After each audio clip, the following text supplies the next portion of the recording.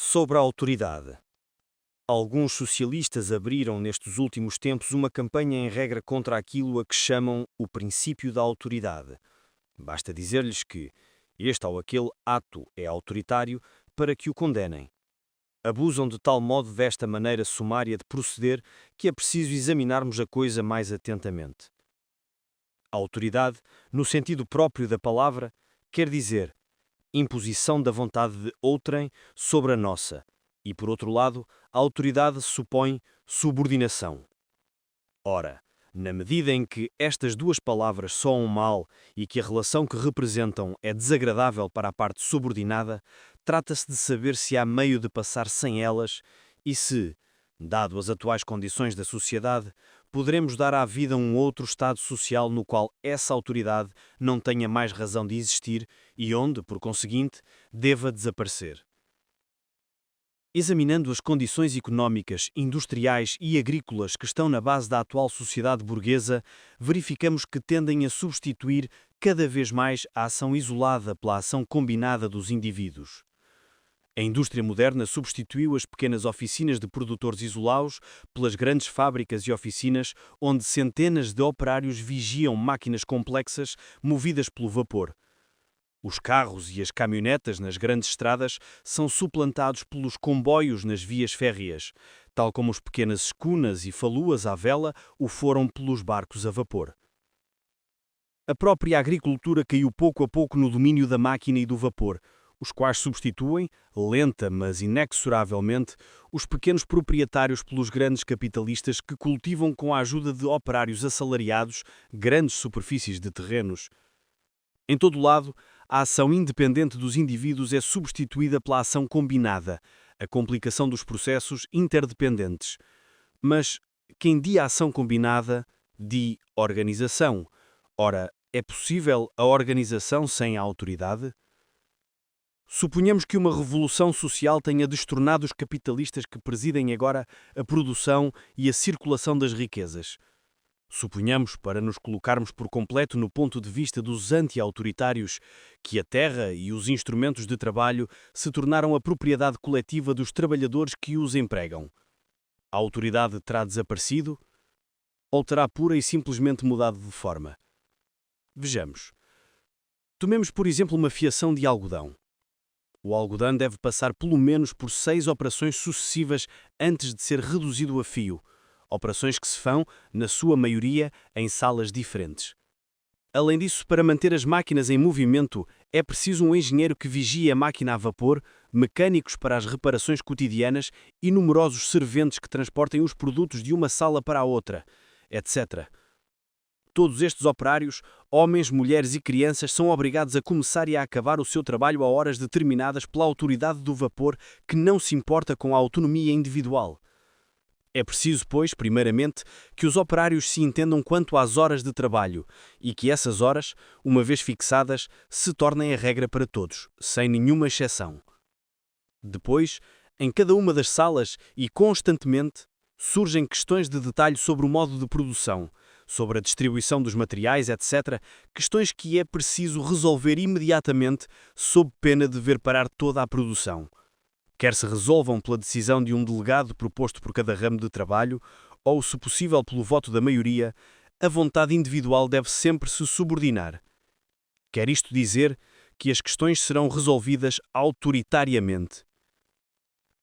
O mecanismo automático de uma grande fábrica é bem mais tirânico do que alguma vez o conseguirão ser os pequenos capitalistas que empregam os operários.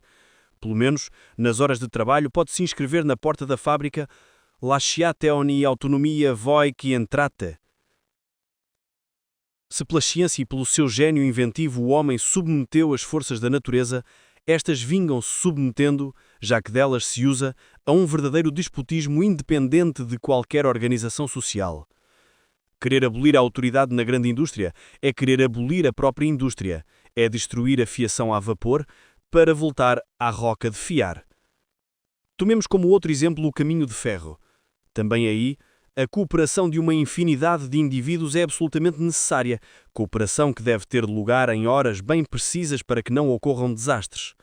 Também aí, A primeira condição para o seu uso é uma vontade dominante que resolva todas as questões subordinadas, vontade representada quer por um simples delegado, quer por um comitê encarregado de executar as decisões de uma maioria de interessados. Num ou noutro caso, há uma autoridade muito pronunciada. Mas o que é mais? Que aconteceria ao primeiro comboio que partisse se abolisse a autoridade dos empregados do caminho de ferro sobre os senhores passageiros? Mas a necessidade da autoridade, e de uma autoridade imperiosa, não pode ser mais evidente que num navio em alto mar? Aí, no momento do perigo, a vida de todos depende da obediência instantânea e absoluta de todos à vontade de um só. Quando avanço tais argumentos contra os mais furiosos anti-autoritários, estes não sabem o que responder. Isso é verdade, mas o que damos aos delegados não é uma autoridade, mas sim uma missão. Estes senhores julgam ter mudado as coisas quando só mudaram os nomes. Eis assim como estes profundos pensadores gozam com as pessoas. Acabamos, pois, de ver que, por um lado, uma certa autoridade atribuída não importa como, e, por outro lado, uma certa subordinação, são coisas que, independentemente de toda a organização social, se impõem a nós devido às condições nas quais produzimos e fazemos circular os produtos. Vimos, além disso, que as condições materiais de produção e de circulação se complicam inevitavelmente com o desenvolvimento da grande indústria e da grande agricultura, e tendem cada vez mais a estender o campo dessa autoridade. É, pois, absurdo falar do princípio da autoridade como de um princípio mau em absoluto e do princípio da autonomia como de um princípio bom em absoluto. A autoridade e a autonomia são coisas relativas cujos domínios variam nas diferentes fases da evolução social. Se os autonomistas se limitassem a dizer que a organização social do futuro restringirá a autoridade aos limites no interior dos quais as condições de produção a tornam inevitável, poderíamos entender-nos. Em vez disso, permanecem cegos perante todos os factos que a tornam necessária e levantam-se contra a palavra. Por que é que os anti-autoritários não se limitam a erguer-se contra a autoridade política, contra o Estado?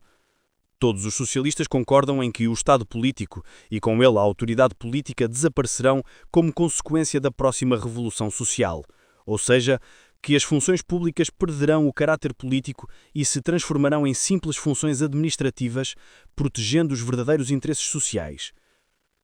Mas os anti-autoritários pedem que o Estado político autoritário seja abolido de um golpe, antes mesmo de que se tenham destruído as condições que o fizeram nascer.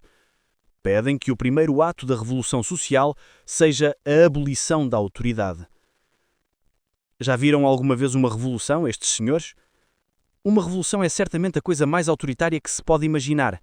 É o ato pelo qual uma parte da população impõe a sua vontade à outra por meio das espingardas, baionetas e canhões, meios autoritários como poucos.